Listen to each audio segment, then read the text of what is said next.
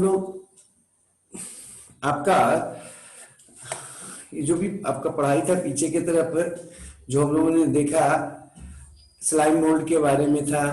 और slime mould का जो है ना कई फॉर्म था, दो फॉर्म था हम लोगों ने उसका जो है ना, ए सेलुलर फॉर्म और एक था सेलुलर फॉर्म। दोनों के बारे में हमने डिटेल से देखा, उसका क्लासिफिकेशन को अलग अलग करके हम लोगों ने देखा।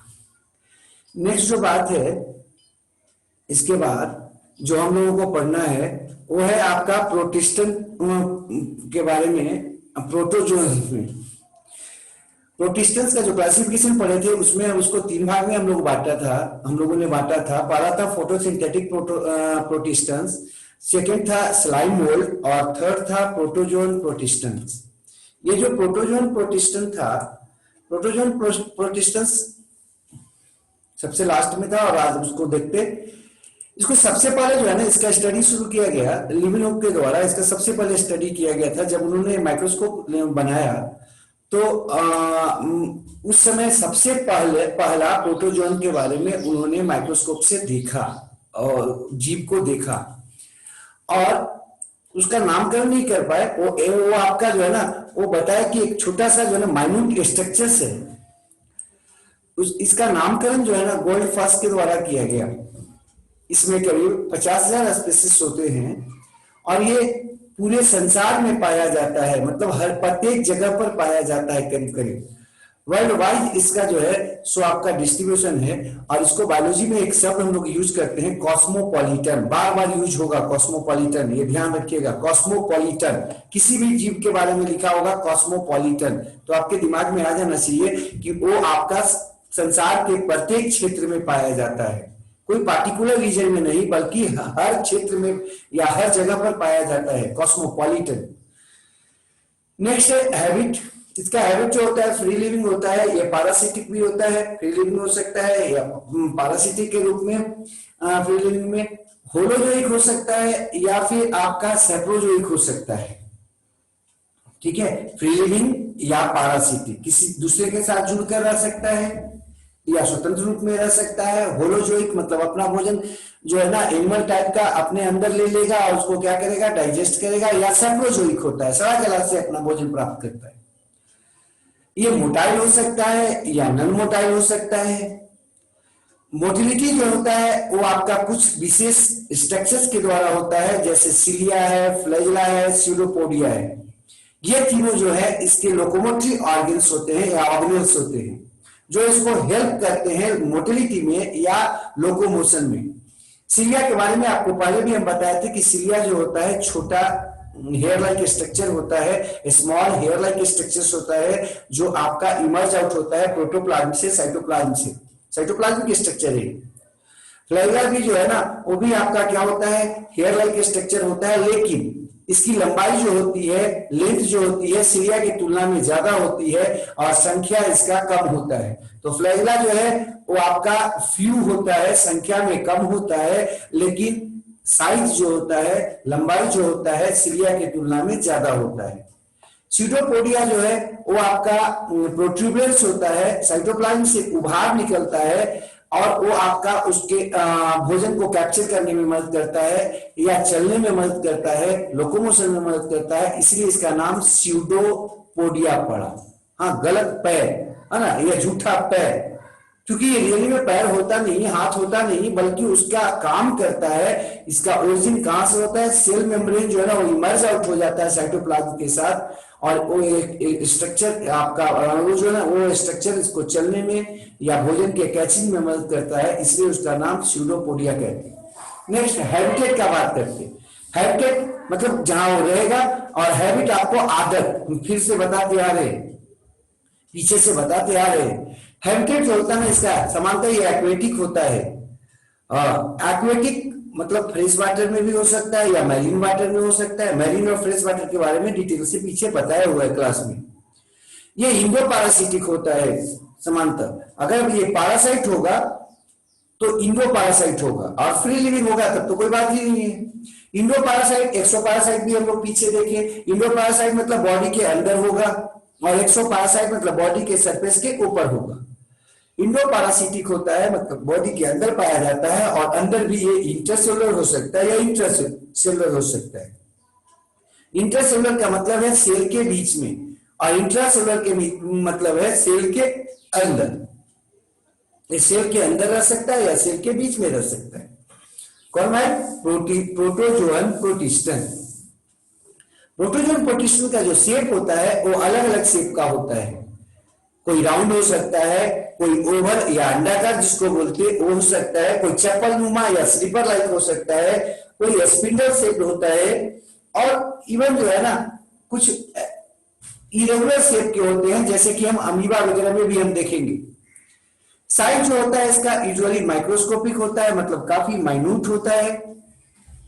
उसके बाद यहाँ पर सिमेट्री का बात किए हैं। हम आप लोग को पहले भी बोले थे कि जो भी हम क्लासिफिकेशन के शुरुआत में बता रहे हैं वो काफी इंपॉर्टेंट है, उसको जो है ना रिवीजन करते रहना है, उसको देखते रहना है। अब यहाँ पर एक शब्द आ गया सिमेट्री। सिमेट्री पीछे आपको बताए थे कि बॉडी को डिवाइड करके देखा जाता है, जो उसके सेंट्रल एक्सिस से पास होता है एक लाइन, उसके द्वारा डिवाइड करके देखते हैं। अगर बॉडी जो है ना दो या दो से अधिक बराबर हिस्सों में बट जाए तो उसको कहते हैं सिमेट्री। कम से कम दो हिस्सों में तो जरूर बांटना है उसको, तो दो बराबर हिस्सों में अगर बट जाए बॉडी तो क्या बोलते हैं कि वो सिमेट्रिकल है, और इस घटना को कहते हैं सिमेट्री। और अगर दो या दो से दो भागों में बराबर भागों में नहीं बांटा जा सके किसी भी प्लेन से, तो उसको कहते हैं एसिमेट्रिकल, और उस घटना को कहते हैं एसिमेट्री। तो सिमेट्री जो इसका होता है एसिमेट्रिकल होता है भी। एसिमेट्रिकल मतलब उसको दो बराबर भाग में नहीं बांटा जा सकता। रेडियल सिमेट्री होता है या बायलैटरल सिमेट्री होता है। रेडियल सिमेट्री में आपको बताया था कि किसी भी प्लेन से दो बराबर भाग में बांटा जा सकता है, और बायलैटरल सिमेट्री में आपको बताया था कि सिर्फ एक ही प्लेन से दो बराबर भाग में बांटा जा सकता है, वो भी आपका लैटरल भाग में, लेफ्ट और राइट भाग में। जैसा कि मनुष्य को है, बीच से बात मार दीजिए तो आपका दो बराबर भाग में बट जाएगा, एक नाक बाएं एक नाक दाया, एक आंख बाया एक आंख दाया, इस तरह से बायलैटरल सिमेट्री। नेक्स्ट बात हम करते हैं लेवल ऑफ ऑर्गेनाइजेशन। इसमें ऑर्गेनाइजेशन जो होता है, मतलब जो सजावट होता है सेल्स का, ऑर्गन्स का, वो किस रूप में होता है। तो समांतर ये आपका यूनिसेलुलर होता है, चूंकि प्रोटिस्टा है तो यूनिसेलुलर है, या एसेलुलर भी हो सकता है। और इसमें प्रोटोप्लाज्मिक लेवल ऑफ ऑर्गेनाइजेशन होता है, मतलब प्रोटोप्लाज्म के लेवल पर ऑर्गेनाइजेशन होता है, जिसमें सेल ऑर्गेन्स जो है वो कलेक्ट होके एक जगह पर इकट्ठा होके आपस में मिलजुल कर काम करता है, इंटरेक्ट करता है, और कोई खास काम को पूरा करता है, ऑर्गेनिज के रूप में उसको बदल देता है। ये है क्या? सेल है रियली में, लेकिन सेल के जो ऑर्गेनेल्स इसके हैं वो आपस में मिलकर कोऑर्डिनेट करके काम करना शुरू कर देते हैं, जिसके चलते ऑर्गेनिज्म जैसा या अकेला आराम से एग्जिस्ट कर सकता है। इसलिए इसको हम क्या बोलते हैं? ऑर्गेनिज्म बोल देते हैं, जीव बोल देते हैं। लोकोमोशन इसमें अलग अलग लोकोमोटरी स्ट्रक्चर की मदद से होता है, और उसी के आधार पर इसका हम डिवीजन भी करते हैं, क्लासिफिकेशन भी करते हैं। इसमें लोकोमोटरी स्ट्रक्चर मतलब जो इसका लोकोमोशन करने में मदद करता है, और देखो उसमें फ्लैजिला हो सकता है, सिलिया हो सकता है, या सीडोपोडिया हो सकता है। इवन कुछ एक जो आपका पैरासिटिक फॉर्म होते हैं, जो पैरासाइट के रूप में होते हैं, उसमें लोकोमोशन नहीं होता है, कोई लोकोमोशन नहीं होता। तो लोकोमोशन के बारे में भी पीछे हम बताए थे कि लोकोमोशन का मतलब होता है ऑर्गेनिज्म के बॉडी का एक जगह से दूसरी जगह जाना, डिस्प्लेसमेंट होना, क्या कराता है? लोकोमोशन कराता है। लेकिन ऑर्गेनिज्म का बॉडी अगर स्थिर हो और उसके पार्ट्स जो है ना उसमें आपके क्या हो रहा है, मूवमेंट हो रहा हो, तो उसको मूवमेंट बोलते हैं। लोकोमोशन मूवमेंट का एक टाइप है। नेक्स्ट बात करते हैं हम न्यूट्रिशन का। इसका जो न्यूट्रिशन होता है समानता होलोजोइक होता है, चूंकि एनिमल टाइप का है, लेकिन कुछ एक केस ऐसे हैं जिसमें सैप्रोजोइक न्यूट्रिशन भी पाया जाता है। रिस्पायरेशन का बात करते हैं। रिस्पायरेशन इसका होता है सेल मेम्ब्रेन के थ्रू, अर्थात जनरल सरफेस जो होता है बॉडी का उसके थ्रू। इसमें एक्सक्रीशन जो होता है वो भी आपका बॉडी के जनरल सरफेस के थ्रू होता है, कोई खास इसमें एक्सक्रीटरी ऑर्गेनल्स या एक्सक्रीटरी स्ट्रक्चर नहीं होता। वो जो सेल मेम्ब्रेन है उसी के थ्रू क्या होता है, ये आपका O2 CO2 का लेन देन करता है, और तो और जो आपका पदार्थ हानिकारक है जिसको बाहर निकालना है उसको भी बॉडी के सरफेस या सेल मेम्ब्रेन के द्वारा बाहर निकाल देता है। अगर ऑस्मो रेगुलेशन का बात करें तो इसमें जो ऑस्मो रेगुलेशन होता है मतलब कि वाटर का जो आपका नियंत्रण होता है, आपका जितना वाटर चाहिए बॉडी में उससे अगर ज्यादा है तो उसको बाहर निकाल देना है। तो ये जो रेगुलेशन है इसको कहते हैं ऑस्मो रेगुलेशन। और ये जो ऑस्मो रेगुलेशन है वो इसमें अलग अलग तरह से होता है। जैसे फ्रेश वाटर जो आपके होते हैं प्रोटोजोन प्रोटिस्टन्स, उसमें तो कॉन्ट्रैक्टाइल वैक्यूल पाया जाता है, जैसा कि नाम है कॉन्ट्रैक्टाइल वैक्यूल, मतलब वैसा वैक्यूल जो फैल और सिकुड़ सकता है। ये क्या करता है कि अगर अधिक मात्रा में उसमें वाटर है बॉडी के अंदर तो क्या करता है, डाइलेट हो जाता है और उस वाटर को अपने अंदर ले लेता है और फिर अंततः उसको बाहर निकाल देता है, कॉन्ट्रैक्टाइल वैक्यूल।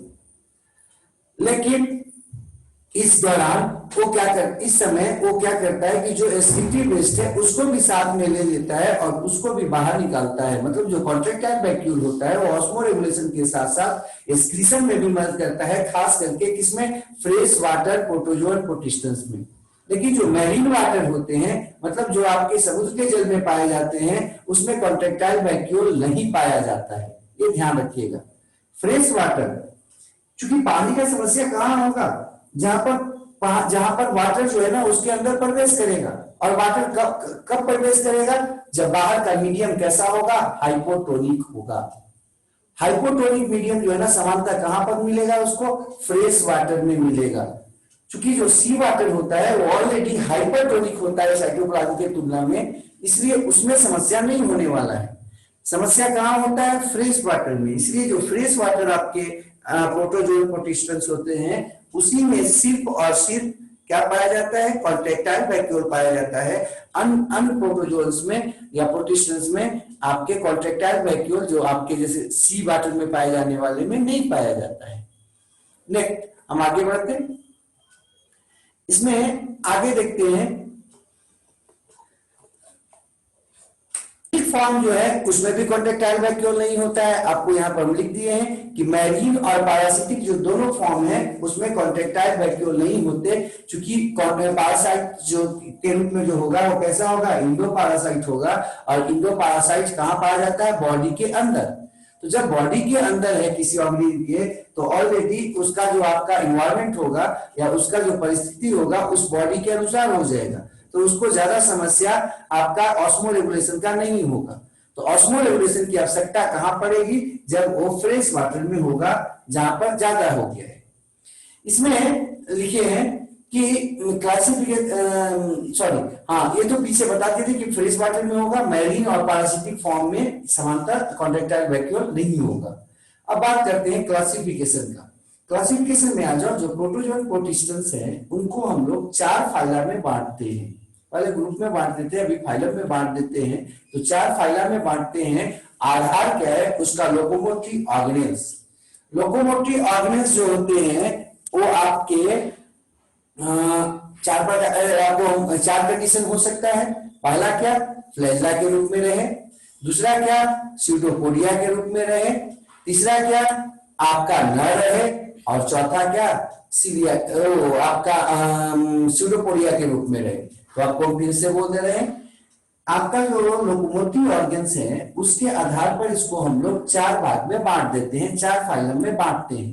पहला जिसका लोकोमोटरी ऑर्गेनल्स फ्लैजिला है, अगर फ्लैजिला है लोकोमोटरी ऑर्गेनल तो उसको बोलेंगे जू फ्लैजिलाटा या जू फ्लैजिलेट्स या जू मैस्टिगोफोरा।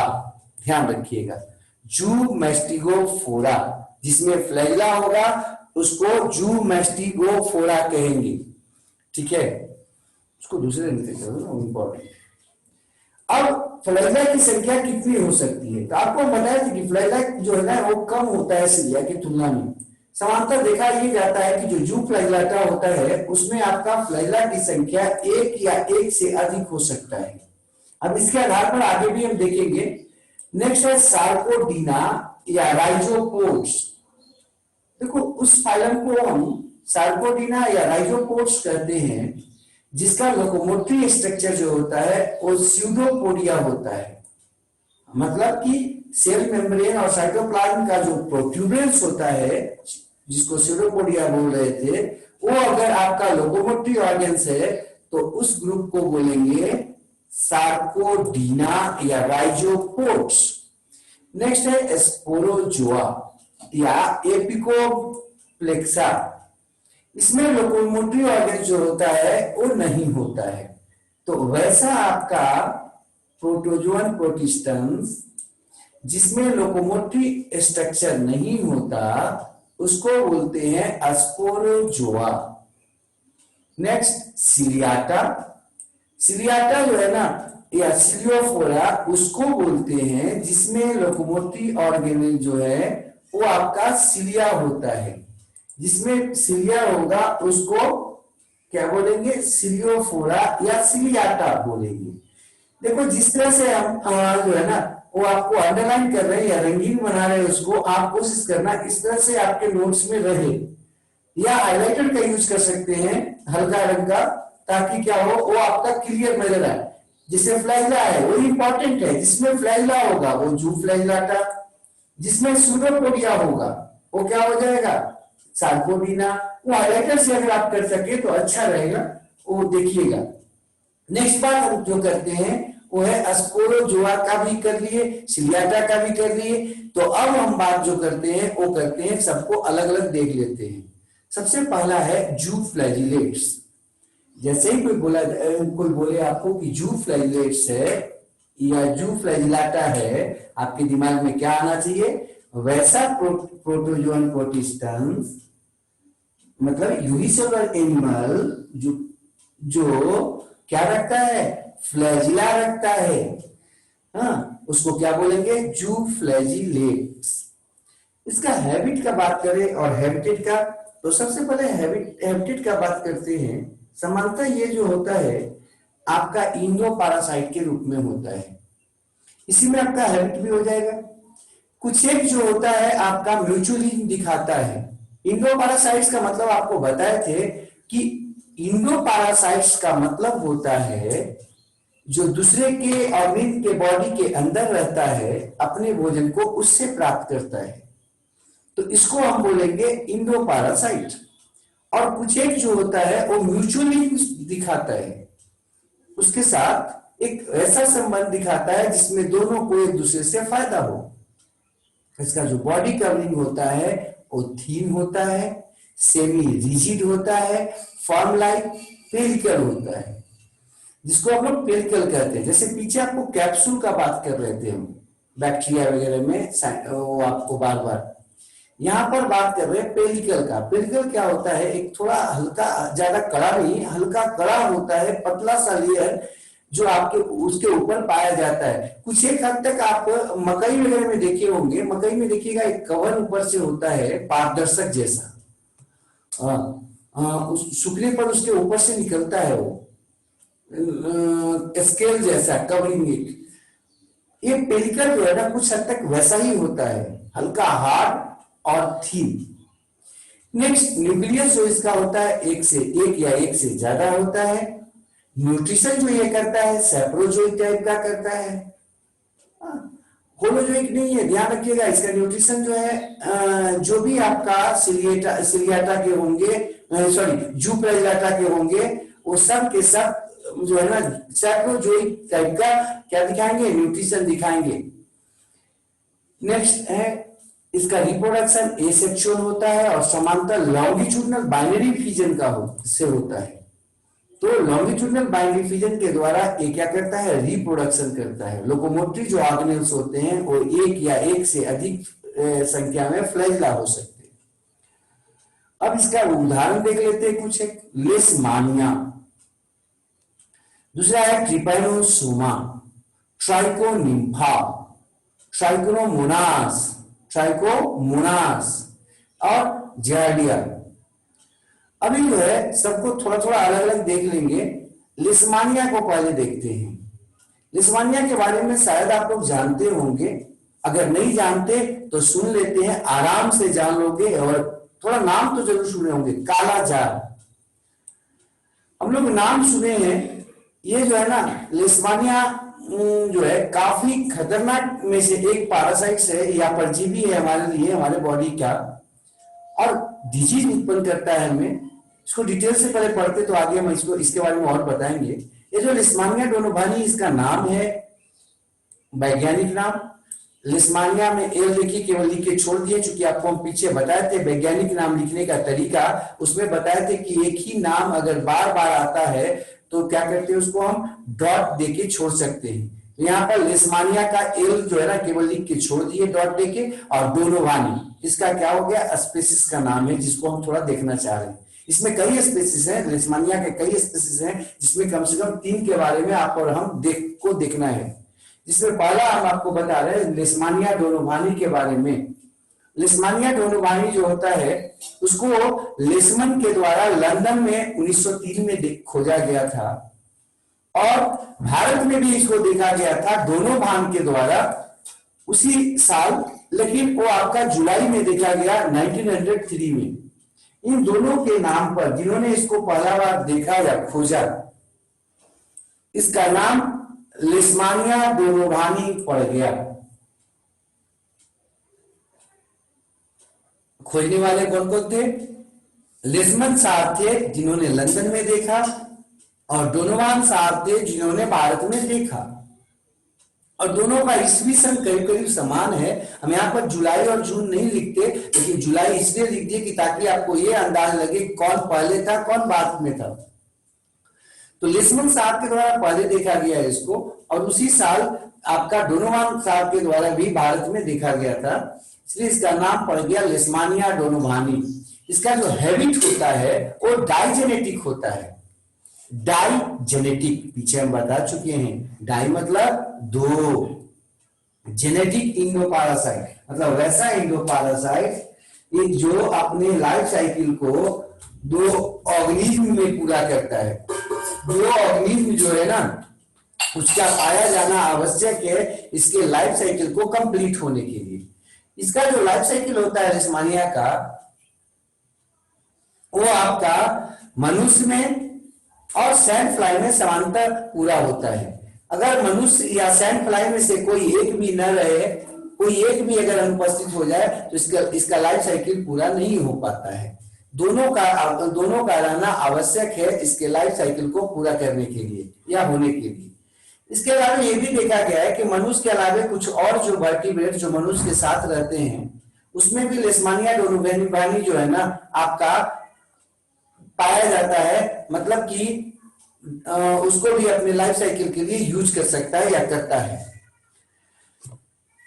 जो सैंड फ्लाई है उसका जूलॉजिकल नेम आपको पीछे भी हम बता चुके थे, प्लेबोटोमस आर्जेंटिपस। ठीक है, ये आपको सबका जूलॉजिकल नेम या बॉटनिकल नेम जो है आपके यूट्यूब पर चैनल पे भी है। अगर आपको दिक्कत हो रहा होगा या नहीं होगा, आप लोग क्लास नहीं किए तो वहां पर देख लीजिएगा। तो इसका डाइजेनेटिक इंडोपारासाइट क्यों कहा जा रहा था, क्योंकि इसके लाइफ साइकिल को पूरा होने के लिए 2 ऑर्गेनिज्म को ये यूज करता है। एक तो कोई आपका मनुष्य हो सकता है या कोई और जो है ना उसके साथ रहने वाले जो ऑर्गेनिज्म है जैसे डॉग वगैरह है वो हो सकते, और दूसरा सैंड फ्लाई होता है। इसका जो प्राइमरी होस्ट होता है वो मनुष्य होता है, जबकि सेकेंडरी होस्ट जो होता है सैंड फ्लाई होता है। प्राइमरी और सेकेंडरी होस्ट का बात हम पीछे भी बताए थे आपको कि जिसमें अपना सेक्सुअल रिप्रोडक्शन पूरा करेगा वो आपका प्राइमरी होस्ट कहलाता है, जबकि जिसमें आपका जनसंख्या केवल बढ़ाता है, अपनी संख्या को बढ़ाता है, एसेक्सुअल रिप्रोडक्शन करता है, एसेक्सुअल टाइप से अपने को आगे बढ़ाता है, तो उसको कहते हैं सेकेंडरी होस्ट। ये ध्यान रखना है। तो खैर हम प्राइमरी होस्ट इसमें मनुष्य इसमें होता है और सेकेंडरी होस्ट होता है सैंड फ्लाई, जिसको हम क्या बोलते हैं, प्लेबोटोमस आर्जेंटिपस। अब आगे बढ़ते हैं, हम हैबिटेट का बात करते हैं। इसका जो हैबिटेट होता है किसका, लिस्मानिया का, वो इंट्रासेलुलर पैरासाइट्स के रूप में होता है, मतलब सेल के अंदर पाया जाता है, खास करके रेटिकुलो इंडोथेलियल सेल्स में।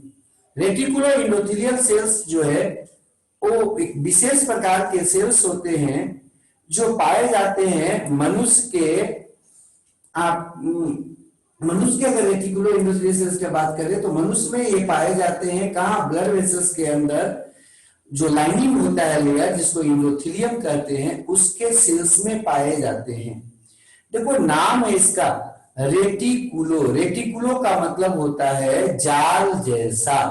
इंडोथीलियल मतलब ब्लड वेसल्स का लाइनिंग। ठीक है, तो ब्लड वेसल्स का लाइनिंग सेल्स है ना, जो क्या बनाता है, जाल नुमा नेट लाइक स्ट्रक्चर बनाता है, उसको कहते हैं रेटिकुलो इंडोथीलियल सेल्स। इसको हम डिटेल से फिर बताएंगे आपको जब हम जब हम जो है ना ब्लड पढ़ेंगे, या फिर क्लासिफिकेशन खत्म होने के बाद जब हम टिश्यू पढ़ेंगे मतलब ब्लड पढ़ेंगे, वहां पर इसको हम डिटेल से बताएंगे। अभी फिलहाल आप इतना ही समझ लो कि ये क्या होता है, नेट लाइक स्ट्रक्चर बनाता है।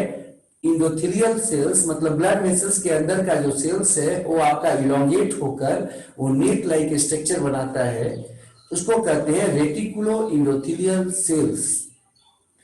नेक्स्ट, ये जो है ना सैंड फ्लाई में इंटरसेलुलर पैरासाइट्स के रूप में होता है, उनके गट में पाया जाता है और सैलिवरी ग्लैंड में। जबकि हमारा कहां पाया जाता है, सेल के अंदर, और किस सेल में, रेटिकुलो इंडोथीलियल सेल्स में पाया जाता है। ठीक है, तो हम में इंट्रासेलुलर है, जबकि जो आपका सेकेंडरी होस्ट जिसको बोल रहे थे सैंड फ्लाई में, उसमें कैसा होता है, इंटरसेलुलर पैरासाइट के रूप में होता है। नेक्स्ट आगे बढ़ते, देखो इसमें थोड़ा और आगे बढ़ते, इसमें जो है ना कई फॉर्म्स होते हैं, कम से कम इसको 2 फॉर्म में हम बांट सकते हैं। और आगे भाई, इसको हम 2 फॉर्म में बांट सकते हैं। ठीक है, रेटिकुलो इंडोथीलियल सेल्स के बारे में थोड़ा सा हम लिख दिए हैं। अगर किसी बच्चे को अभी दिक्कत होगा तो आप जो है ना हमको बोलना, आपको जो है बोर्ड पे जाके हम बता देंगे। ठीक है, रेटिकुलो इंडोथीलियल सेल्स जो है वो लार्ज फाइब्रोसाइटिक लाइनिंग सेल्स होता है ब्लड कैपिलरी का। समानतः ये स्प्लीन में, लीवर में, बोन मैरो में और लिम्फ नोड्स में पाया जाता है। इसलिए हम आपको जो है ना इसके बारे में नहीं कहना चाह रहे ज्यादा, क्योंकि ये सारा का सारा जो है आपको आगे पढ़ना है टिश्यू में या और अलग अलग जगहों पर। तो वहां पर आने के बाद आपको डिटेल से ये समझ में आ जाएगा। फिलहाल आपके दिमाग में केवल ये आ जाए कि ये बड़ा सेल होता है जो ब्लड वेसल्स के लाइनिंग सेल्स में जहां तहां रहता है, और ये फैगोसाइटिक होता है। फैगोसाइटिक का मतलब क्या करता है, खा जाता है, अपने अंदर लेके उसको डाइजेस्ट कर देता है। ये फैगोसाइटिक सेल्स होता है जो आपके स्प्लीन में, लीवर में, बोन मैरो में, लिम्फ नोड्स में पाया जाता है। रियली में एक तरह का ये मैक्रोफेजेज होता है, बड़ा सेल्स होता है जो आपके एक प्रकार का जो WBC है मोनोसाइट्स, उसका रूपांतरण होता है, मॉडिफिकेशन होता है। मतलब ये मॉडिफाइड मोनोसाइट सेल होता है, मतलब एक प्रकार का WBC का मॉडिफिकेशन होता है। और ये पाया कहां जाता है, तो ब्लड वेसल्स के लाइनिंग लेयर में पाया जाता है। और ये काम कैसा करता है, मैक्रोफेजेस के रूप में काम करता है। नेक्स्ट है मॉर्फोलॉजी, ये नजर कैसा आता है। देखो इसका फिगर हम अभी तक इसलिए नहीं बताए कि इसका फिगर बताने में तभी आपको समझ में आएगा कि जब इसके बारे में थोड़ा सा जान ले। ये जो होता है ना 2 रूप में पाया जाता है। अभी वर्तमान में अगर इसको देखा जाए तो ये 2 रूप में पाया जाता है। एक जो इसका रूप होता है लिस्मानिया डोनोवानी का, उसमें आपका फ्लैजिला नहीं होता है, जबकि दूसरा जो रूप होता है, दूसरा जो फॉर्म होता है, उसमें आपका फ्लैजिला पाया जाता है, अर्थात इसमें डाइमॉर्फिक लाइफ साइकिल पाया जाता है। ये जो डाइमॉर्फिक लाइफ साइकिल है, इसमें जो पहला फॉर्म होता है उसको बोलते हैं एमास्टिगोट फॉर्म, और दूसरा जो होता है उसको बोलते हैं प्रोमास्टिगोट फॉर्म। तो लिस्मानिया डोनोवानी 2 रूप में पाया जाता है, एक एमास्टिगोट फॉर्म और दूसरा है आपका प्रोमास्टिगोट फॉर्म। हम इसमें आगे बढ़े इसके पहले आपको पीछे लाकर फिर से फिगर बता देते हैं, थोड़ा सा आप फिगर देख लीजिए। ठीक है, ये जो है ना आपका एमास्टिगोट फॉर्म का फिगर है। ये मैस्टिगोट फॉर्म मतलब वैसा फॉर्म जिसमें फ्लैजिला नहीं है। ए का मतलब होता है विदाउट। आपको शुरुआत जब किए थे उसमें भी बताए थे कि किसी भी आपका कोई बायोलॉजी शब्द के पहले अगर ए या एन लगा हुआ हो प्रीफिक्स के रूप में तो उसका मतलब होता है विदाउट। ए मैस्टिगोट फॉर्म मतलब वैसा फॉर्म वैसा रूप जिसमें ए हो मतलब नहीं हो, विदाउट हो। मैस्टिगोट फ्लैजिला, फ्लैजिला नहीं हो। अब इसको देख लीजिए, ये समानता जो होता है ना वो आपका स्फेरिकल होता है या वाइड होता है। इसका साइटोप्लाज्म आपको दिखा रहे हैं, चूंकि ये आपका क्या यूनिसेलुलर है ना, और सेल मेम्ब्रेन बाहर से है। वो जो आपका जो मेम्ब्रेन है आपका उसका नाम है सेल मेम्ब्रेन। इसके अंदर जब हम आते हैं तो एक जो हमको नजर आता है साइटोप्लाज्म में कि न्यूक्लियस जो होता है एक तरफ चला जाता है, जबकि हम लोग पढ़ते हैं कि एनिमल सेल जो होता है उसका कैरेक्टरिस्टिक फीचर में ये आता है कि जो न्यूक्लियस होता है वो सेंटर पर होता है। लेकिन यहाँ पर न्यूक्लियस को देखिए वो एसेंट्रिक है, मतलब सेंटर से हटके है। किसके तरफ है भाई? सेल मेम्ब्रेन के तरफ है। हाँ, सेल मेम्ब्रेन की तरफ आ गया है वो सेंटर से। तो ये क्या कहलाएगा? एसेंट्रिक कहलाएगा या इसेंट्रिक कहलाएगा, सेंटर से हट के। इसमें न्यूक्लियस है, ये पहला इसका लक्षण हो गया। दूसरा देख लीजिए, इसमें जो है ना आपका बेसल बॉडी होता है। इवन वैक्यूल देख रहे होंगे आप, वहां पर एक्सोनिम के पर वहां पर हम दिखा रहे होंगे, एक्सोनिम पर है आपका वैक्यूल। एक्सोनिम या राइजोप्लास्ट जो है ना वो आपका क्या है, एक थ्रेड लाइक स्ट्रक्चर होता है जो बेसल बॉडी से निकलता है और यही आगे जाकर आपका फ्लैजिला बनाता था। लेकिन यहाँ पर वो सब के सब है, फ्लैजिला नहीं है। ठीक है, फ्लैजिला जिससे निकलता है या फ्लैजिला का जो जिससे निर्माण होता है, जिससे जुड़ा होता है फ्लैजिला सेल में, वो सारा का सारा स्ट्रक्चर यहाँ पर है, फ्लैजिला नहीं है, बिना फ्लैजिला का ही। कैनेटोप्लास्ट जो है ना वो आपका एक प्लेट नुमा रचना होता है। वो आपको हम बताएंगे कि इसमें माइटोकॉन्ड्रिया का डीएनए जो है ना वो काफी मात्रा में पाया जाता है और ये मदद करता है इसको कंट्रोल करने में थोड़ा सा। हाँ, नेक्स्ट हम ये क्या है, ये मैस्टिगोट फॉर्म है किसका? लेशमानिया डोनोवानी का। तो यहाँ पर हम इसको दिखा दिए। अगला जो है ना मैस्टिगोट फॉर्म देख लो। मैस्टिगोट फॉर्म जो है आपका, जिसको प्रोमैस्टिगोट फॉर्म बोल रहे थे उसका, ये मैस्टिगोट और प्रोमैस्टिगोट फॉर्म दोनों में अंतर देख लीजिए। देखिए इसमें फ्लैजिला निकला हुआ है, उसमें फ्लैजिला नहीं था। ये जो फ्लैजिलम होता है इसके बॉडी के बराबर हो सकता है, इवन बॉडी से लंबा हो सकता है। हम यहाँ पर केवल दिखा दिए हैं कि आपको जो है ना ये नजर आ जाए, पता लग जाए। इसका जो है ना जहां से फ्लैजिला निकलता है उसको बेसल बॉडी बोलते हैं। बाकी सारे के सारे रचना का जो है ना वो पीछे हम लेबलिंग किए थे। काइनेटोप्लास्ट यहाँ भी है, देख लीजिए। जो भी काइनेटोप्लास्ट है वो परपेंडिकुलर है एकदम बेसल बॉडी का। पीछे भी आपको दिखाते हैं, यहाँ भी दिखा रहे हैं। न्यूक्लियस इसमें करीब करीब जो है ना सेंटर की तरफ आ जाता है। बाकी सब आप इसका देख ही रहे, दोनों का शेप भी अलग अलग है। हाँ, वो आपका क्या था, वो आपका ओवॉइड या सर्कुलर था, जबकि ये आपको नजर आ रहा है कैसा, इलोंगेटेड। तो ये आपको हम बता रहे हैं किसके बारे में? प्रोमैस्टिगोट फॉर्म ऑफ लेशमानिया डोनोवानी। तो दो फॉर्म में लेशमानिया डोनोवानी पाया जाता है, एक ये मैस्टिगोट फॉर्म और दूसरा है प्रोमैस्टिगोट फॉर्म। प्रोमैस्टिगोट में फ्लैजिलम होता है, जबकि जो ए मैस्टिगोट फॉर्म था उसमें फ्लैजिलम नहीं होता। वो समानता ओवल होता है और ये समानता कैसा होता है, इलोंगेटेड होता है। नेक्स्ट हम आगे बढ़ते। अब यहां पर आ जाइए ए मैस्टिगोट फॉर्म के बारे में।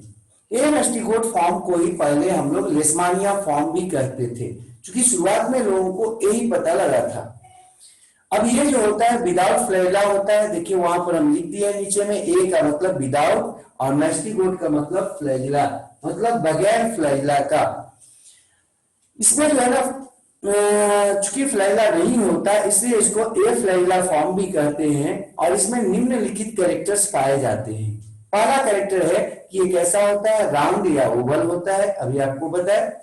इसका जो डायमीटर होता है 2 से 4 माइक्रोमीटर का होता है, जबकि इसका जो न्यूक्लियस होता है उसकी वो अकेला होता है और कहाँ होता है, सेल मेम्ब्रेन के तरफ होता है, अर्थात एसेंट्रिक या पेरिफेरल या एक्सेंट्रिक होता है। नेक्स्ट बात करते हैं, इसका जो साइटोप्लाज्म होता है होमोजीनस होता है। साइटोप्लाज्म में आप देखे होंगे सब जगह एक जैसा था। होमोजीनस का मतलब क्या होता है कि इक्टोप्लाज्म और इंडोप्लाज्म के रूप में डिफरेंशिएटेड नहीं हो। पहले भी हम आपको बताए थे और फिर आगे आएंगे तो वहां पर बताएंगे। जो साइटोप्लाज्म पेरिफेरी की तरफ होता है कुछ एक ऑर्गेनिज्म में, वो आपका कंसंट्रेटेड हो जाता है और उसको कहते हैं इक्टोपारासाइट, सॉरी इक्टोप्लाज्म। जबकि वैसा आपका साइटोप्लाज्म जो सेंटर की तरफ होता है, थोड़ा आपका कम डेंस होता है, फ्लूइडी होता है ज्यादा, तो उसको बोलते थे इंडोप्लाज्म। वो आगे आएगा। यहां पर जो साइटोप्लाज्म होता है होमोजीनस होता है, इसमें इक्टोप्लाज्म और इंडोप्लाज्म का बात नहीं करेंगे। नेक्स्ट है एक्सोनिम, जो होता है वो साइटोप्लाज्म के अंदर होता है। और एक्सोनिम क्या है, फाइब्रस स्ट्रक्चर है जो कि बेसल बॉडी से निकलता है। अगला बात है वैक्यूल, जो इसका होता है सिंगल होता है और एक्सोनिम के अगल बगल में पाया जाता है, ए राउंड है। नेक्स्ट है आपका काइनेटोप्लास्ट, जो होता है वो आपका इलोंगेटेड स्ट्रक्चर है और परपेंडिकुलर या टेंजेंशियली पाया जाता है एक्सोनिम के। ये आपका यदि में माइटोकॉन्ड्रियल सर्कुलर डीएनए का समूह होता है जो आपका प्लेट जैसा नजर आता है या डिस्क जैसा नजर आता है। ये हो गया आपका ए मैस्टिगोट फॉर्म। दूसरा है प्रोमेस्टिगोट फॉर्म। प्रोमेस्टिगोट फॉर्म जो है वो आपको लेप्टोमोनाड फॉर्म भी कहलाता था पहले। इसमें फ्लैगेलम पाया जाता है, इसलिए इसको फ्लैगेला फॉर्म भी कहते हैं। ये जो आपका प्रोमेस्टिगोट फॉर्म होता है वो आपका लंबा इलोंगेटेड या स्पिंडल शेप होता है, इलोंगेटेड और स्पिंडल शेप होता है। इसका साइज जो होता है लंबाई करीब 10 से 15 माइक्रोमीटर, जबकि ब्रीथ जो होता है इसका 1 to 2 माइक्रोमीटर होता है। इसका साइटोप्लाज्म होमोजीनस होता है और इसका न्यूक्लियस सिंगल और सेंट्रिक होता है, सेंटर पर पाया जाता है, अकेला होता है। इसका फ्लैगेलम एक होता है और वो आपका बॉडी के लंबाई के बराबर होता है या बॉडी के लंबाई से बड़ा होता है, पीछे बता दिए हमको। काइनेटोप्लास्ट जो इसका होता है वो ट्रांसवर्सली आपका क्या होता है, बेसल बॉडी के पीछे जस्ट पाया जाता है, ट्रांसवर्स रूप में अरेंज्ड होता है। आप और हम उसको पीछे के फिगर में देखें तो ये आपका था प्रोमेस्टिगोट फॉर्म का कुछ एक कैरेक्टर। आगे बढ़ते नेक्स्ट, हम फिगर तो आपको बता ही दिए थे, अब हम इसका लाइफ साइकिल का बात करेंगे। नेक्स्ट लाइफ साइकिल का बात करते हैं। लाइफ साइकिल जो होता है लेशमानिया डोनोवानी का, वो शुरू कहां से होता है? तो लेशमानिया डोनोवानी जो होता है उसका लाइफ साइकिल जो है उसकी शुरुआत मनुष्य में इंफेक्शन से होता है। सबसे पहले जो सैंड फ्लाई होता है वो आपको काटता है। जब काटता है हमें तो अपने साथ वो सिलाइवा को हमारे बॉडी के अंदर डालता है, ब्लड में डालता है।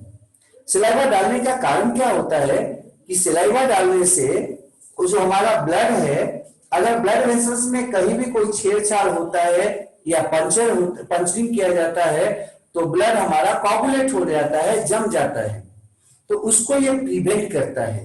क्योंकि सिलाइवा में एंटी कोगुलेटरी जो है ना आपका केमिकल्स होता है। तो जो सैंड फ्लाई है जब वो हमारे ब्लड में छेद किया है ब्लड वेसल्स में ब्लड को लेने के लिए, तो क्या होगा, ब्लड वहां पर जम जाएगा, कोगुलेट हो जाएगा और जिसके चलते वो ब्लड को ले नहीं पाएगा। इससे बचने के लिए वो क्या करता है कि छेद करते ही उसमें सिलाइवा डाल देता है। और सिलाइवा जो डालता है वो सिलाइवा आपका अगर इंफेक्टेड हो, मतलब उसमें लेशमानिया हो, तो क्या होता है वो आपका बॉडी के अंदर ब्लड में चला जाता है और आपको इंफेक्शन हो गया। तो इसमें जो इंफेक्शन होता है वो कैसे हुआ, सैंड फ्लाई आपको काटता है। जब वो काटता है तो उसके सिलाइवा के साथ साथ कि आपका लिस्मानिया डोनोवानी आपके बॉडी के अंदर प्रवेश कर जाता है अगर वो सैंड फ्लाई इन्फेक्टेड होगा, मतलब सैंड फ्लाई में लिस्मानिया होगा। ऐसा नहीं है कि सब सैंड फ्लाई के काटने से जो है ना हमको कालाजार हो ही जाएगा। अगर वो जो है ना वेक्टर के रूप में होगा, कैरियर के रूप में होगा, तभी हमको होगा। अगर उसमें नहीं होगा लिस्मानिया तो हमको कहां से होगा। नेक्स्ट बात करते हैं, इसका जो आपका इन्फेक्टिव स्टेज होता है वो प्रोमेस्टिगोट फॉर्म होता है। इंपॉर्टेंट चीज है कि किस फॉर्म के रूप में जो है ना ये इन्फेक्शन देता है, तो प्रोमेस्टिगोट फॉर्म के रूप में। प्रोमेस्टिगोट फॉर्म अभी हम लोग पीछे देखे थे, फ्लैजिलर फॉर्म था। इसका इंक्यूबेशन पीरियड जो होता है समांतर 3 से 6 महीने का होता है, और इस टाइम पीरियड में ये क्या करता है, इन्फेक्शन करने के बाद एंट्री करता है और उस समय अपना विकास करता है। देखो इंक्यूबेशन पीरियड होता क्या है, थोड़ा सा हम ब्रैकेट में लिख दिए हैं, इसको देख लीजिएगा। किसी भी आपका माइक्रो ऑर्गेनिज्म या डिजीज कॉजिंग ऑर्गेनिज्म का बॉडी के अंदर प्रवेश करना और उससे प्रवेश करने के बाद उसका लक्षण पहला बार नजर आना, इसके बीच का जो समय होता है इसी को इंक्यूबेशन पीरियड कहते हैं। फिर से बोल रहे हैं, इंक्यूबेशन पीरियड क्या है, किसी भी ऑर्गेनिज्म के बॉडी के अंदर प्रवेश करना और प्रवेश करने के बाद इन्फेक्शन के बाद जो पहला लक्षण नजर आता है उस डिजीज का, इसके बीच के जो समय है उसी को कहते हैं इंक्यूबेशन पीरियड। इसका जो इंक्यूबेशन पीरियड होता है वो 3 से 6 महीने का होता है। मतलब आज अगर सैंड फ्लाई किसी को काटा और उस सैंड फ्लाई के लार में, सिलाइवा में लिस्मानिया था, तो उस व्यक्ति को लिस्मानिया का या कालाजार जो भी हो, जो इससे रोग होने वाला है, उस रोग का लक्षण जो होगा वो पहला बार कब नजर आएगा, 3 से 6 महीने के बाद, काटने के या उसके प्रवेश करने के 3 से 6 महीने के बाद। नेक्स्ट बात करते हैं, इसका पैथोजेनिसिटी का बात करते हैं, डिजीज का बात करते हैं। इसका जो डिजीज है लिस्मानिया डोनोवानी का, उसको बोलते हैं कालाजार। काफी नामी था और भारत में जो है ना, खास करके बिहार में जो है ना, काफी लोग इससे, और आपका पूर्वांचल जो उत्तर प्रदेश है उसके क्षेत्रों में काफी लोग जो है ना इससे प्रभावित हो रहे थे कालाजार से। बिहार में एक बहुत बड़े डॉक्टर में हैं, शायद आप लोग जानते होंगे, उनको पद्मश्री भी मिला इसी के चलते, कालाजार के चलते। हम आप लोग को जो है ना एक होमवर्क के रूप में इसको दे देते हैं, आप कल के क्लास में बता देना उनका नाम क्या है, जो कालाजार पर बहुत जो है ना काम किए हैं। उनका थोड़ा सा जो है ना इसी पे काम के कारण उनको जो है ना भारत सरकार पद्मश्री दिया था पुरस्कार। और आपको जानकारी से होगा वो जो है ना पूरे अंतरराष्ट्रीय लेवल के वो डॉक्टर बन गए थे इस कालाजार पर काम करने के कारण। अगर आप लोग थोड़ा सा इसका आइडिया जानना चाहोगे तो हम संकेत दे देते हैं। वो अभी जो है ना सांसद हैं एक पार्टी के, आप लोग जो है ना उसको उनका नाम हमको बता दीजिए, कल हम पूछेंगे, या अगर कोई बच्चा जानता है तो अभी भी बता सकते हो, क्लास के बाद पूछ लेते हैं। कालाजार जो है ना वो आपका इससे होने वाला एक रोग है जो लिस्मानिया डोनोवानी से होता है, और इसमें आपका इसे हम विसरल लेशमैनियोसिस भी कहते हैं या डम फीवर भी इसको कहते हैं। इसमें बॉडी जो है ना वो धीरे धीरे काला हो जाता है बुखार रहने के बाद, और इसलिए इसको लोग काला जार बोलते थे। काला अजार, अजार मतलब बुखार और काला।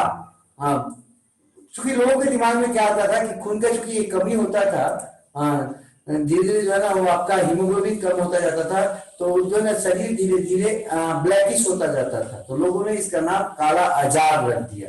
काला अजार बुखार, वैसा बुखार जो काला बनाते, दमदम फीवर भी इसको बोलते।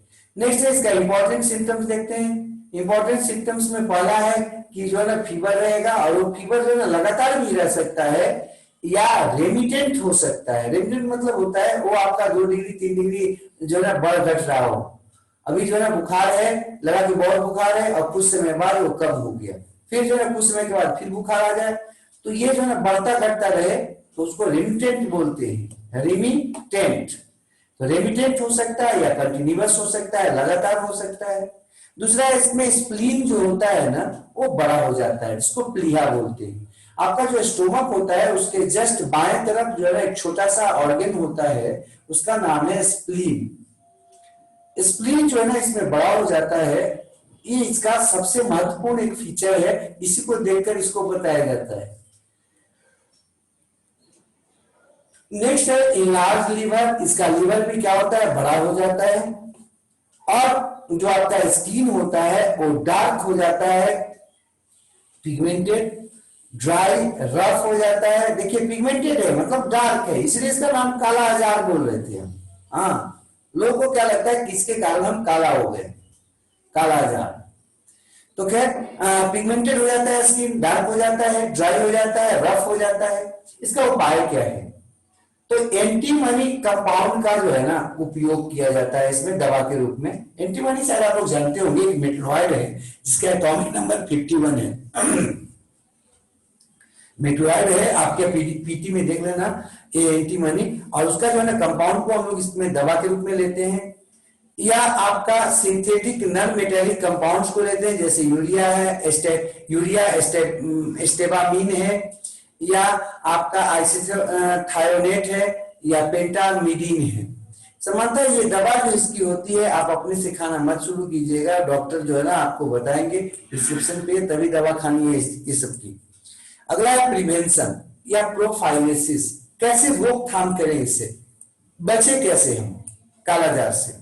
तो बचने का सबसे अच्छा उपाय यही है कि आप क्या कीजिए, मॉस्किटो नेट का उपयोग कीजिए, मच्छरदानी का उपयोग कीजिए, और जमीन पर सोने से बचिए, क्योंकि इसका जो मच्छर होता है वो ज्यादा ऊपर नहीं जाता है। सामान्यतः जो है ना वो आपका जमीन के ऊपर नीचे ही उड़ना वो ज्यादा पसंद करता है। तो जो लोग नीचे जमीन पे सोते हैं उनको ज्यादा ये रोग होता था पहले, इसीलिए लोग जो है ना बोलते थे इसको गरीबों का रोग है, क्योंकि बेचारे के पास मॉस्किटो नेट नहीं होता था, लगाने का उपाय नहीं होता था, और वो सामान्यतः भूमि पे सोते थे, जमीन पे सोते थे। अब ये नहीं है कि छत पर जो है ना जमीन पर सोएंगे तो वहां पर हो जाए, ये दिमाग नहीं रखना, क्योंकि ज्यादा ऊंचाई ये नहीं जाता है। नेक्स्ट है ये पीरियडिकली जो है ना हमको फ्यूमिगेशन का जरूरत है। फ्यूमिगेशन समझते होंगे शायद आप लोग, जो है अभी तो जो है ना कम गया है, पहले जो नगर निकाय होता था जैसे नगर परिषद है या नगर निगम है, ये सब क्या कर, नगर पंचायत है, ये क्या करता था, वो जो है ना मशीनों से धुआं जो है ना फैलाता था, हाँ केमिकल डाल के, उसमें किरोसिन तेल के साथ जो है ना कुछ केमिकल डाला जाता था और उसको धुआं के रूप में मशीन से पूरे छिड़काव किया जाता था। इससे क्या होता था, मच्छरों की संख्या जो है ना कमती थी, मच्छर मरते थे, समाप्त होते थे। इंसेक्टिसाइड्स के का जो है ना छिड़काव होता है इसमें फ्यूम के रूप में, इसलिए इसका नाम फ्यूमिगेशन है। नेक्स्ट अगला जो है ना कुछ एक और स्पीशीज है लिस्मानिया का। तो जैसे ही लिस्मानिया बोला जाए आपके दिमाग में आ जाना चाहिए कि ये इससे क्या होता है, कालाजार होता है। लेकिन लिस्मानिया ट्रॉपिका अगर कहा जाए तो ये जो है ना ये हमारे रेटिकुलो एंडोथेलियल सेल्स के स्किन में पाया जाता है, स्किन के रेटिकुलो एंडोथेलियल सेल्स में पाया जाता है, और हमको ओरिएंटल सोर देता है, या डेली बॉल देता है, या क्यूटेनियस लेशमैनियासिस देता है। आपका जो स्किन है ना उस पर फफोला जैसा नजर आएगा, या घाव बनने लगेगा जहां तक, ये आपका लिस्मानिया ट्रॉपिका से होता है। नेक्स्ट है लिस्मानिया ब्रासिलियंसिस। इससे जो है ना ये भी आपका रहता है रेटिकुलो एंडोथेलियल सेल्स में ही। जैसे ही लिस्मानिया का बात आएगा आपके दिमाग में आ जाना चाहिए रेटिकुलो एंडोथेलियल सेल्स में हमारे रहता है, ठीक है। और ये रहता है म्यूकस मेम्ब्रेन में, जैसे नाक के नजर ट्यूब में हो गया, नाक के अंदर, ठीक है, जो लेयर है ना उसमें। और इससे समानता क्या होता है, वहां पर इंफेक्शन हो जाता है स्वेलन टाइप का, जिसको हम लोग म्यूकोसल लेशमैनियासिस या यूपंडियासिस, यूपंडिया कहते हैं। तो ये आपका लिस्मानिया से होने वाले कुछ रोग थे, और लिस्मानिया का अलग अलग स्पेसिस या टाइप था। थोड़ा सा हम आपको जो लाइफ साइकिल बताए थे कि ये लाइफ साइकिल होता है, उसको थोड़ा सा फिगर से देख लेते हैं बैक में जाकर। देखिए ये आपका एक फिगर है, और इस फिगर में देखो जो है ना लिस्मानिया के पूरे आपका साइकिल को हम लिखे नहीं है, केवल फिगर से दिखा सकते हैं। देखिए ये आपका ब्लड वेसल्स है, ये जो आपका नली जैसा यहां से वहां तक दिखा रहे हैं, ये ब्लड वेसल्स है, ठीक है। ब्लड वेसल्स के अंदर सैंड फ्लाई आपको काटा, काटा तो क्या हुआ, लिस्मानिया आपको अंदर प्रवेश कर गया, किस रूप में, प्रोमेस्टिगोट फॉर्म में। देखिए ये प्रोमेस्टिगोट फॉर्म है। प्रोमेस्टिगोट फॉर्म जब ब्लड वेसल्स में चला गया तो अपने आप को ए मेस्टिगोट फॉर्म में कन्वर्ट कर देता है, क्योंकि अब उसको मेहनत नहीं करना है, आपका ब्लड जो फ्लो होगा उसके साथ वो भी आपका इधर उधर जाएगा। अब ये ए मेस्टिगोट फॉर्म जो है आपके रेटिकुलो इंडोथेलियल सेल्स में प्रवेश कर गया। ब्लड वेसल्स का लाइनिंग लेयर था, उसमें प्रवेश करने के बाद वो अपनी संख्या को बढ़ाता है ये सेक्सुअल तरीके से डिवीजन करके, और देखिए उसकी संख्या काफी अब बढ़ गई है। अंततः रेटिकुलो इंडोथेलियल सेल्स में जब इसकी संख्या एक लिमिट से ज्यादा हो जाता है तो रेटिकुलो इंडोथेलियल सेल्स फट जाता है और उससे ये बाहर आ जाता है। अब ये जो फ्री ए मेस्टिगोट फॉर्म है वो आपके दूसरे रेटिकुलो इंडोथेलियल सेल्स में जाकर इन्फेक्शन देगा, या फिर सैंड फ्लाई जब आपको काटेगा तो उसके द्वारा ले लिया जाएगा, और लेने के बाद अब दूसरे दूसरे जो है ना किसी मनुष्य को काटेगा अगर, तो उसमें प्रवेश करने के लिए तैयार है। कौन, आपका लिस्मानिया डोनोवानी। अब ये जो लिस्मानिया डोनोवानी है वो चला गया किसमें, सैंड फ्लाई में। सैंड फ्लाई में कब गया, जब वो किसी डिजीज पर्सन को काटेगा, और जाने के बाद उसके गट में जाएगा, एलिमेंट्री कैनाल में, वहां पर जाकर जो है ना फ्यूजन करता है, और फ्यूजन करके कुछ पदार्थों का लेन देन करता है, और लेन देन करने के बाद पुनः एक दूसरे से अलग हो जाता है। हाँ, जेनेटिक मटेरियल का लेन देन करता है और अलग हो जाता है, प्लस यहाँ पर ये सेल डिवीजन भी लॉन्गिट्यूडिनल बाइंड डिफिजन के द्वारा भी ये क्या करता है, आपका डिवीजन करता है। देखिए लॉन्गिट्यूडिनल बाइंड डिफिजन के द्वारा भी डिवीजन करता है, और फिर से ये तैयार हो जाता है किसमें जाने के लिए, मनुष्य में जाने के लिए। आप एकदम ध्यान रखिएगा कि जो सैंड फ्लाई है, सैंड फ्लाई में ये सामान्यतः जो है ना लॉन्गिट्यूडिनल बाइंड डिफिजन के द्वारा ही करता है डिवीजन। जो भी आपका सेक्सुअल रिप्रोडक्शन का अगर करना होगा इसको तो कहां करेगा, मनुष्य में करेगा। समानतः मनुष्य में भी जो है ना मल्टीप्लीकेशन ही ज्यादा ये करता है, आपका डिवीजन तेजी से करता है। तो यहाँ पर जो है सैंड फ्लाई के गट के अंदर ये आपका देखिए लॉन्गिट्यूडिनली जो है ना बाइंड डिफिजन कर रहा था, और फिर बाइंड डिफिजन करके 1 से 2 बन गया, और उसके बाद ये आपका फिर से सैंड फ्लाई के द्वारा उसके सलाइवा में चला जाता है, सैलिविक ग्लैंड में चला जाता है, और उसके सलाइवा के द्वारा जो है अब दूसरे पर्सन को इन्फेक्ट करने पर काटने पर उसमें इन्फेक्शन के लिए तैयार हो गया। तो ये आपको बता रहे थे इसका आपका क्या लाइफ साइकिल।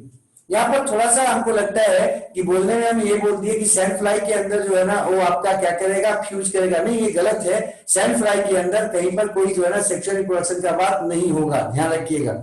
सैंड फ्लाई के अंदर सिर्फ और सिर्फ लॉन्गिट्यूडिनल बाइंड डिफिजन के द्वारा वो क्या करेगा, आपका डिवीजन करेगा, ठीक है। तो ये आपका लिस्मानिया समाप्त हो गया। थोड़ा सा अब अगला दिन जो है ना, किन्हीं को और कुछ पूछना है?